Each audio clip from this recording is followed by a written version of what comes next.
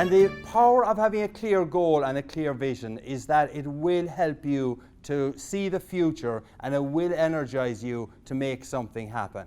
And the question for you is, do you have a clear goal and a clear vision as to what success will look like? Do you have a clear goal and a clear vision as to what success will look like? I'll give you another example of a large organization that had a clear goal and clear vision that helped it to turn itself around. And then we'll just have a brief discussion around the tables as to what your clear goal and clear vision is. But as you're aware, there's a small little hamburger company based out of Oakbrook. It's kind of got a Scottish name, McDonald's, all right? So just about 10 years ago, McDonald's was in deep trouble. In 2003, McDonald's announced its first ever quarterly loss of about $340 million.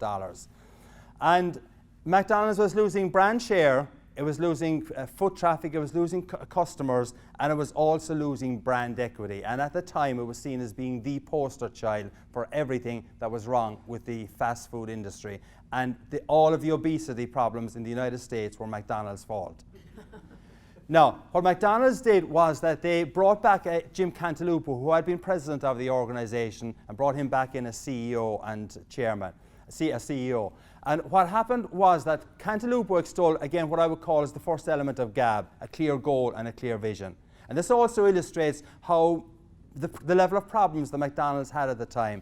I'll give you the exact quote from Cantalupo. And Jim Cantalupo said at his first investor conference, he said, "Wouldn't it be something if we had clean restrooms and hot, fresh food served in our restaurants?"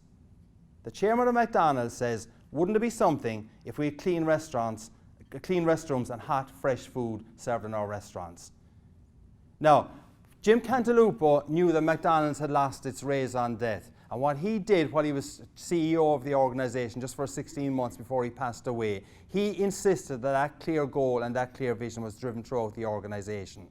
And as a result of that, McDonald's, and other reasons as well, McDonald's turned itself around. And at a time when he came in, the McDonald's share price was around $12.50, $13. It rose to just over $100, has dropped a little bit in the last couple of months, and they seem to be having some problems again. But the point is, though, that he brought a clear vision and a clear goal to McDonald's related around customer service. And it was that clear goal and that clear vision that he drove through the organization that energized McDonald's and helped them to grow to the $100 share price that they were just a couple of months ago.